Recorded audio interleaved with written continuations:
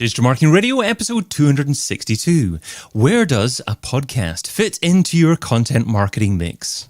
Digital Marketing Radio with David Bain. Hi, I'm David Bain, and this is Digital Marketing Radio, the show for in-house agency and entrepreneurial marketers who want to stay on top of the latest tools, tactics, and trends, as shared right here by today's modern marketing masters. Now, are you thinking of starting a podcast? If so, what are your reasons for doing so?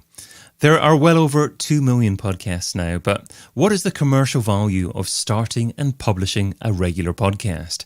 And where does a podcast fit into your overall content marketing mix? Those are just two of the questions that I'm going to be asking my guest on Digital Marketing Radio 262. He is a digital marketing strategist with a strong background in SEO, web design, and training. And he heads up Fleek Marketing. And of course, he has his own podcast too, the Jonny Ross Audio Experience. Welcome to DMR, Jonny Ross. Hi, thanks for having me. How are you? Yeah, I'm very good, thanks, Jonny. And how are you? Yeah, fine. Not bad at all, thank you. It's great to be here and excited to be talking about podcasting. Indeed. Well, I'll just say you can find Jonny over at fleek.marketing. So, Jonny, you started your podcast back in March 2020. Why? Oh, that's a good question, isn't it? So I have known that podcasting is something that is a real big part of any marketing mix nowadays. And I just think I've been so involved in the business and delivering work for clients that, you know, it's difficult as a business owner to step back, isn't it? And COVID came along, March 20, it gave me that ability to step back and sort of just redress everything. And I did that in a matter of days. And there was a friend that had just started a podcast. I ended up on a screen show with her, and she was like, "Oh, I've done, weeks of training and in sort of like, a buddy system with, I think they'd done months actually. They'd done loads of stuff. Anyway, she showed me some stuff, and within, I think about 2 hours, I'd already had a graphic designed. I'd already signed up to a platform that was going to deliver the podcast, and I think I probably had my first guest signed up. So it was just, if I'm going to make something happen, I'll do it. And I just got excited about it, didn't you? Yeah. I just hadn't had the right time or the opportunity. So maybe a better question then is, why have you stuck with the podcast? Because we're more than maybe a year and a half or so after that now, but you're consistently publishing episodes. Yeah, I think I've just recorded number 43. And I think because I just get a lot from it. I really enjoy it. And I get a huge amount from it. And I know it's probably your second question, but I think it's really relevant, which is, where does a podcast fit in? And for years, I was always banging on about blogging. And blogging was for me the core of the strategy. And I actually think it's flipped to podcasting. And in fact, actually, what is blogging? Well, it's just written word, isn't it? Podcasting is spoken word. So there's no real difference. It's just that the format's changed. So that main central content, I think, is the core of any marketing campaign. And so I've just moved from blogging to podcasting as the thing that's in the middle. But of course, you can take your podcast and turn them into blogs. So what's changed? I mean, you obviously started out potentially even with a cause, with a reason for doing it back then when we just went into lockdown. To a certain degree, we just come out of lockdown, but things have changed in terms of your business and the way that you produce podcasts and the reason why you produce podcasts, I'm sure. So I guess what I'm saying is, what are the main things that have changed between back then when you did number 1 and recently when you did episode number 43?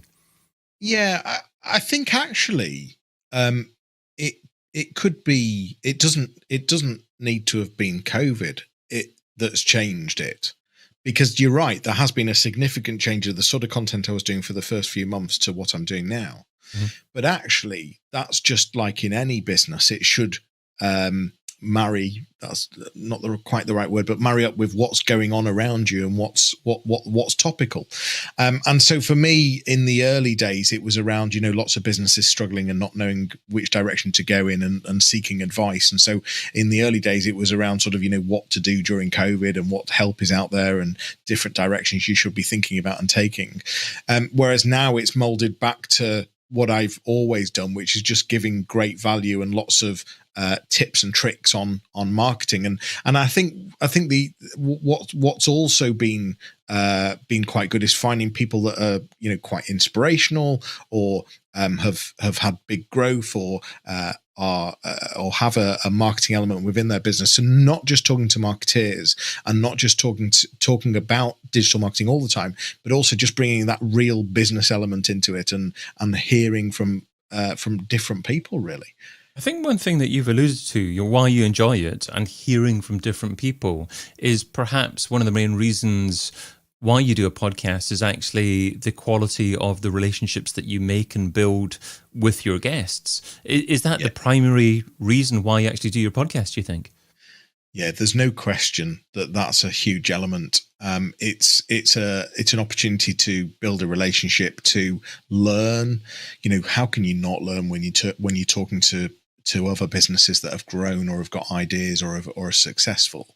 And so so for me, it's a way of learning, it's a way of developing, it's a way of building relationships. But the other element is I really enjoy. I've always enjoyed. I fancy myself as a radio DJ, and so I've always enjoyed. To some extent, entertaining and just putting good content out there, and so it plays to that as well, and it plays to the really important part, which is giving me something to be able to engage with my existing clients and to engage with potential future clients as well. So, do you attempt to measure the commercial value of having a podcast, or is that not really possible to do in general? Well, I think it's important to measure the commercial aspect, but for me, it's not been the focus up until recently. I think it's it's playing to a number of different things that actually, from a commercial point of view, it doesn't really matter. But I think that all comes back to why you set up a podcast in the first place. So what's your objective? What's your goals? What are you trying to get out of this? And I think there are ways of measuring that. I think there's lots of different ways to measure and tools to measure, just like you would measure blogging or vlogging. One of the ways that I think about the value of having a podcast is that a podcast is hub content, episodic content. And you've got, certainly from Google's perspective, the 3H content marketing model. You've got your hero content, your help content, and your hub content. I've tried to bring other H's into it, but that's another story. We'll perhaps leave that to a side for the moment. But with regards to that way of thinking about it, of looking at it, that lens, then it would essentially mean that a podcast was for people that had already heard about you, for people that perhaps weren't ready to buy yet from you, but it gave you an opportunity to build your authority for weeks, months, and perhaps even longer than that until they're ready to buy. And then because you've demonstrated that authority, you've kept your brand in mind, then they'll come back to you and then they'll be ready to purchase from you in the future. So that's how I view podcasting, certainly from a B2B perspective. Do you think along similar lines? Yeah, although I think, and I'm sure you think this, but it's certainly not said it just then, is I still think there's a very important part there, which is also engaging existing clients. So that's around, one of the lessons that I've learned many years ago was ensure as a good business delivers lots and lots of value. So always over delivers. And for me, podcasting is a way to continually offer further value to existing clients. So whilst there's a huge B2B word has completely gone out of my mind. Case for podcasting to win new business. It's at the same time, it's about keeping that business, but also, by engaging existing clients will end up spending more, will end up telling more people, and so it sort of all fits together. Yeah. So do you actively market to existing clients then? Do you email them about the content that you're publishing and have a reason behind it to actually hopefully keep them longer than your average client? Yeah, so listen, let's be frank here. Do I always practice what I preach? No. Does a will solicitor have a will? Not always. I'm just as busy in my own business as many other people in their own businesses. But the best practice and where I want to be is absolutely turning podcasts into emails, for example, for current clients, for existing clients, for prospective clients, for contacts to be aware of podcasts. So yes, that's the ideal and that's the best practice. Am I currently doing it? No, I'm not doing it well enough whatsoever. And you're recording your podcast on video as well, aren't you? Yeah. So the way I see it is, if I record via video, it gives me two types of content. I can go audio on Spotify, Apple, etc., but I can also go video on YouTube, and I'm also recording it live, so delivering to YouTube live, delivering to Facebook and LinkedIn live at the same time, and then turning it into a podcast. My efficiency between times of something live that then gets turned into a podcast on Apple and Spotify needs improving. I think it's not about the efficiency of turning it around to deliver it onto Spotify and Apple. For me, it's more about if I deliver it there today, then I've got nothing in the bank for a week's time or 2 weeks' time. So the way I've done it is I've sort of like to build up the catalog a bit before I share it. But then, I've got to consider if something's gone out live. Yeah. And if something's gone out live as well already, you've got to consider that. So there's an in-between, I think. It is. It's a challenge. There's no necessarily right solution. I think the rightest solution, if that's a word, would be simply the word consistency and just deciding what you're doing it and committing to it. Yeah. So sure. What about who should start a podcast? So if someone's listening, if someone's maybe an independent marketing consultant, some kind of marketing professional that would like to talk about their expertise, build up their own brand authority a little bit, how would you persuade them to start a podcast and the reasons behind doing that? I think there's a space for everyone. I think the benefits far outweigh not doing it. So the opportunities are there, and it's those fundamental things. It's a way to learn. It's a way to develop. It's a way to be creative. It's a way to create content. So that becomes your core of your marketing. So for me, instead of struggling about what do I put on Instagram, what do I put on Snapchat, what do I put on YouTube, what do I put on LinkedIn, actually, if you've got a consistent, whatever that is, weekly, bi-weekly, whatever it might be, podcast, that can very easily be turned into tweets for Twitter, posts for Instagram, questions for Facebook, debates on LinkedIn, snippets of video for different platforms, snippets of audio for different platforms. So it fills the gap of what should I be what should I be marketing, or how should I be marketing, should I say? And so I think just in those small number of reasons I've given, there's loads there that it's a bit of a no-brainer. And as I said, it's a way to engage with existing and potential clients. There's not really a big barrier to entry. In fact, there's a very small barrier to entry. And actually, I would say the biggest barrier is having the confidence that you can do it. Yeah. And, apart from having a half decent microphone, a half decent webcam, setting up a podcast feed, which actually is really not difficult at all. Those are small barriers. The biggest barrier is actually just committing to it and thinking about what content you're going to do. Yeah, I mean, you're set up, you've got a decent sound, and you're just using the Samsung QTU microphone, which is only about £70 in the UK, probably about $100 or so. It's a lovely dynamic microphones. You've got two different types of microphones that you can kind of probably choose from. It's a condenser microphone, which tends to pick up more in the room, such as a Blue Yeti. Blue Yeti produces a nice warm sound, but I don't particularly like it because it picks up a little bit too much background noise. If you use a dynamic microphone, it's got what's called a small pickup pattern. You've got to be a little bit better with using the microphone, i.e. having the microphone closer to your mouth, pointing in the right direction, not moving about too much. But if you can master that and use the microphone that you're using, I think that's a wonderful way to start.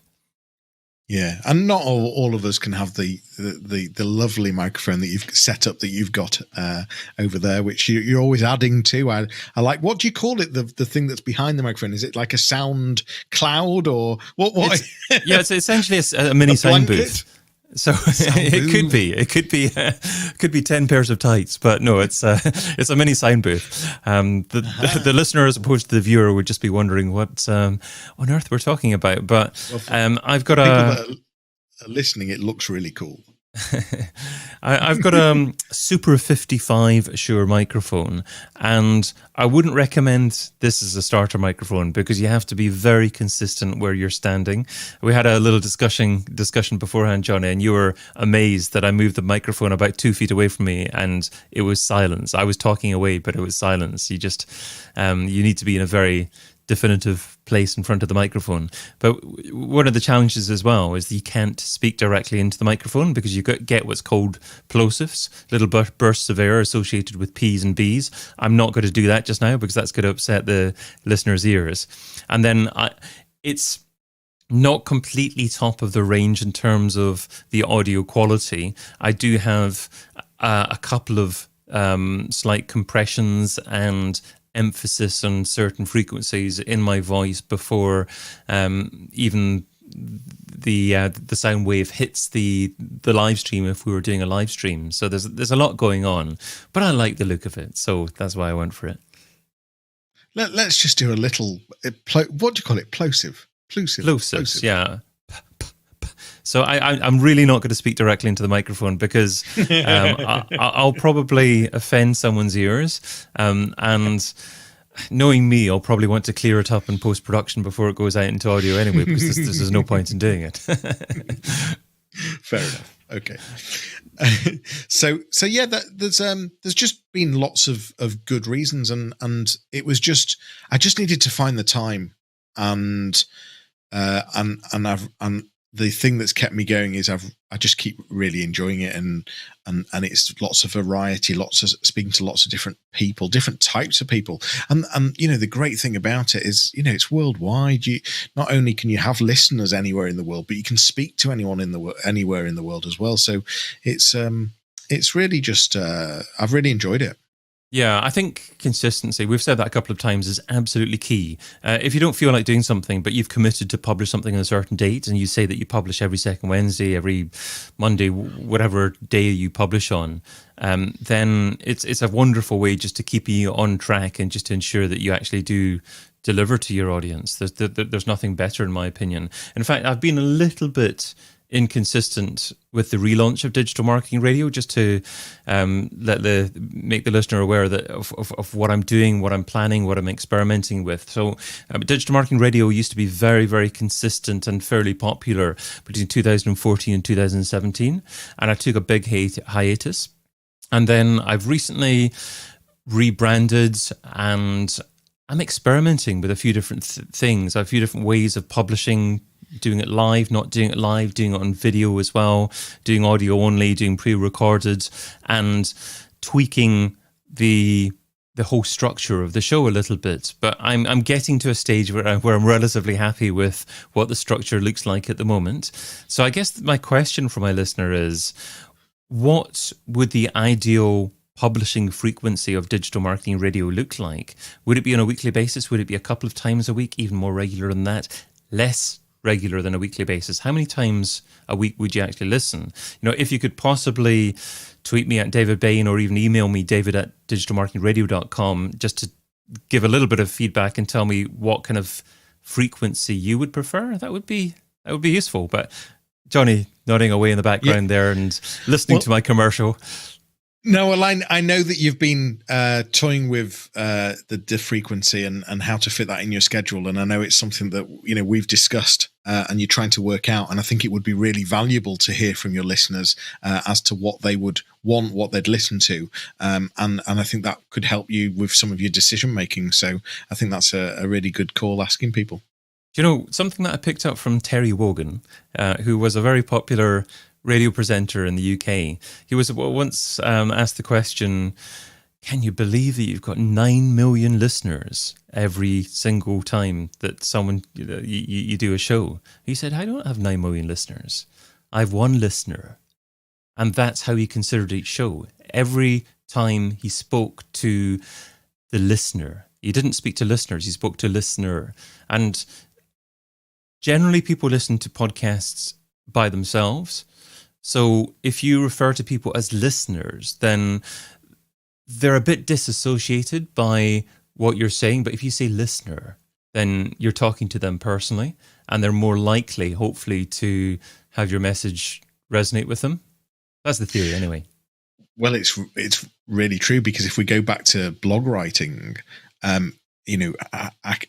many times I used to say to someone, make sure that you use the word you and your in the blog. Make sure you're talking to that person. And I think that's really important. And in fact, in any marketing, when you're sending an email, when you're doing a tweet, when you're doing something on Instagram, you should always be thinking of one person. And you might have multiple personas, but today I'm talking to this particular persona, and it's this particular person. And it should always, getting it down to one person. I agree. And podcasting is so intimate with listening, because a lot of people listen to it with headphones in.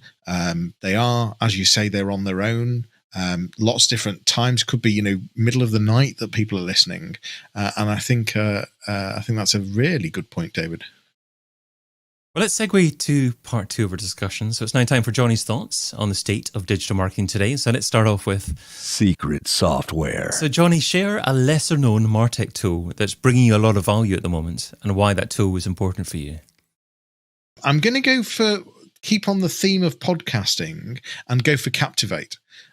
So this was the podcasting platform that just made it so easy for me to start producing a podcast and have it delivered out to Spotify, to Apple, and to Google, and to many others.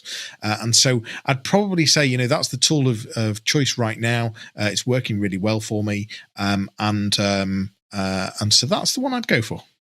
Moving on from something that you currently use to something that you're going to use. So that is next on the list. So what's one marketing activity or tool that you haven't tried yet, but you want to test soon?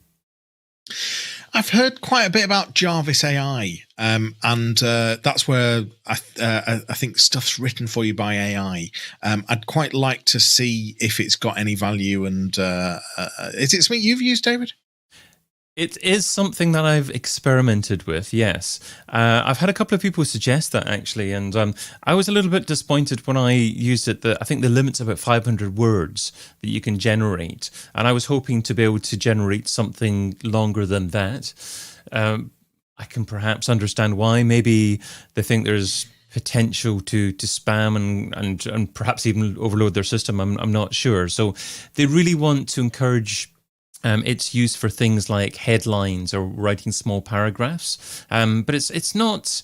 The cost isn't insignificant. So for that kind of job, I think you have to be a regular content writer, and maybe a regular writer of relatively small text to really take advantage of it. But I mean, that's my initial feeling and understanding of it. What were you thinking of using it for?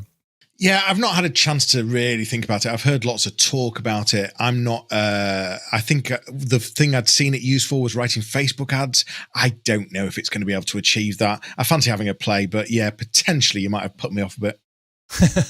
Well, that wasn't my intention to put you or any listener off. I think it depends on an individual's own circumstances and use case scenarios. So it's certainly something worthwhile experimenting with, given by the fact that it's not just you, Jonny, that's recommending it or saying that you intend to have a look at it. And it's an interesting way of perhaps changing the way that content's done in the future. But let's maybe park that for now and move on to The this or that round. So this is the quick response round. 10 quick questions, just 2 rows here. Try not to think about the answer too much, and you're only allowed to say the word both on one occasion, so use it wisely. Are you ready? Oh, wow. Yeah, I'm ready. TikTok or Twitter? TikTok. Facebook or LinkedIn? Oh, God. Oh, I'm going to use my both. YouTube or podcast? Oh, podcast. Traffic or leads? Traffic or leads? Leads. Paid search or SEO? SEO, of course. Ads or influencers? Influencers. Google ads or Facebook ads? Oh, depends, doesn't it? Facebook ads. Email marketing or chat marketing? Email marketing. Martech stack or all-in-one platform? Oh, I am struggling with that right now. I've got to pick one. I want all-in-one platform, but I'm nowhere near. One-to-one or scale? Scale. Wow, I think you used your both a little bit too early, certainly. There were a few challenges that you had, certainly. I'm just having a think about even the first one. I was surprised that you said TikTok over Twitter. So are you actively using TikTok at the moment? No, but I should be. Why? Well, why? Okay, so no, that's a fair question. But why? Okay, so personally, I think Twitter is for people complaining and wanting to keep up with the news and the latest customer sport. service. That's okay. That's how I see. That's how I see Twitter right now. Okay, so am I wrong in interpreting you saying complaining by saying customer service, or is it just people complaining? No, you're right. Yeah. Customer service. Okay. Yeah, customer service. Yeah. Right. And in terms of TikTok, I see that as the growth platform. If I want to be engaging with businesses, if you have a look at the growing age group on there right now, it's the 24 to 35-year-olds, and that age group are decision makers in businesses right now.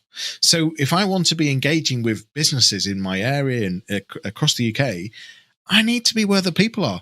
And no, I'm not currently doing it, but where should I be if I had the choice of TikTok or Twitter? It would have to be TikTok. Interesting. Okay, well, let's move on to The $10,000 question. if I were to give you $10,000 and you had to spend it over the next few days on a single thing to grow your business, what would you spend it on, and how would you measure success? I think Bill Gates said that if you had $1 left, spend it on PR. And I'd have to say I'd put the whole 10 grand into PR, because what beats someone else saying you're good at doing something?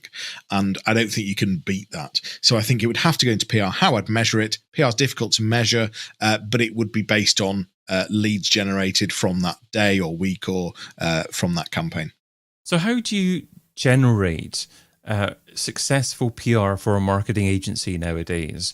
Is it data driven? For example, do you have to do your own research and come up with some great stats that people maybe haven't heard of beforehand, and then give that to a PR agency to share? Or is there some other way of doing it better? Well, I think the ideal PR is actually doing PR around one of your clients, and you being involved in how they've grown or how they've succeeded, and you being seen as the expert that's made that happen for them. And that, I think, is the best type of PR. That's great answer. Great answer. Okay, well, to finish off, that's very kind of you, David. Yeah, I didn't say that to the rest of them, but no. Let's finish off by shifting the focus to someone else who deserves it. So that is a magical marketer. So who's an up-and-coming marketer that you'd like to give a shout-out to? What can we learn from them, and where can we find them? So this is someone I interviewed on my podcast a few weeks ago. I'm not going to be able to pronounce her name correctly. I apologize right now. Katrin Villemar Oetsing is her name. She's based in Estonia. She's a Facebook ad expert, and wow, does she know about her Facebook ads, and some of the strategies she's using, really clever. So, I mean, it's just, it's thinking about that journey. It's no longer just an ad that you put on Facebook hoping that someone's going to do something. It's about taking the user on a journey on a number of different adverts, creating lots of different types of lookalike audiences. Really impressed with her. Wonderful stuff. So there we go. That was episode 262 of Digital Marketing Radio, where Jonny Ross from Fleek Marketing shared some great insights about podcasting to begin with. I like the fact that, Jonny, you were talking about podcasting from a growing of personal relationships perspective. The fact that you're not necessarily doing podcasting to measure how many people have listened to or downloaded or maybe conventional statistics. It's all about growing your authority and having great fun doing it as well. Doing it because you enjoy producing the content, and also using podcasting as the center, the epicenter of your content marketing efforts, your ongoing hub content. It gives you an opportunity to produce social media posts, produce a video at the same time as well. So it's a great way of producing efficient, ongoing content. And as secret software, you shared Captivate. I'm also using Captivate for my podcast host. Shout out to Mark Asquith, the founder of Captivate. Great service there. Next on the list for you, it was Jarvis AI. You'd heard a lot about Jarvis AI and about using artificial intelligence to create new content. It's certainly something that's coming. Whether it's completely ready for most forms of content now, I guess, is up in the air, but it's certainly something to experiment with and see if it's right for your particular business. And finally, your magical marketer. Yes, you've given the name to me and I've got to pronounce it as well, which apparently is Katrin Villemar Oetsen. If it's pronounced incorrectly, it's Jonny's fault. If it's pronounced correctly, thank you very much. You're welcome. And Facebook ads apparently is her speciality. I will include links to her and all the software that you recommended there in the show notes at digitalmarketingradio.com. Jonny, what's the best social platform for someone to follow you and to say hi? LinkedIn, typically, certainly on Twitter as well, at Jonny Ross. But if you find me on LinkedIn, feel free to connect. And just a really quick plug, I am looking for a new set of listeners on my podcast, the Jonny Ross Audio Experience. So please do contact me. I may well be interested in speaking to you. A new set of listeners. The old listeners were terrible. Yeah, you want new listeners. Sorry, listeners was totally the wrong thing. Is that what I said? Yes, you did, yeah. I meant guests. I apologize. I'm looking for a totally new set of guests and reaching into very different people. So if you've got an inspiring story, if you've got a business with good growth, or if you're a marketer and fancy being a guest on my show, please do get in touch. Or if you fancy being new listener as well, go along as well. Look, I've been your host, David Bain. You can also find me producing podcasts and YouTube shows for B2B brands over at castingcredit.com. Until we meet again, stay hungry, stay foolish, and stay subscribed. Aloha. DigitalMarketingRadio.com. DigitalMarketingRadio.com. Digital Marketing Radio. Digital Marketing Radio. DigitalMarketingRadio.com.